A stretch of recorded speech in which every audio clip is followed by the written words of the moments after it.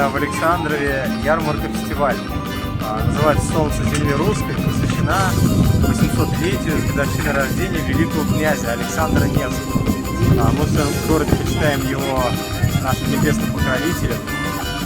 Сегодня очень большая программа, много разных ремесленников собралось, приехали с разных районов, различных экспозиций, концерт. И мы с Марией Подкопаевой, фермером, художником, ее мужем Иваном Кирилловым, при поддержке ребят из Народного патруля организовали экспозицию «Левковская слобода». Будут там мастер-классы, там есть картины, народные костюмы, квест по книге Александров «История города в стихах АСУ». Все было замечательно. На наш фестиваль приехало очень много гостей. Расставлены вот такие вот шатры.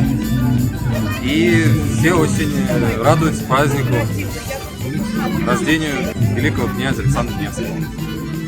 Поздравляем всех жителей и гостей нашего города с таким великим событием.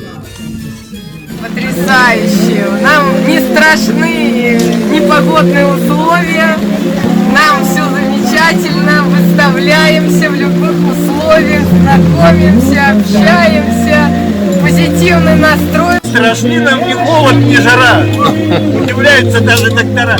И дождь не страшен, так что все хорошо. Красный праздник, жалко, погода подвела.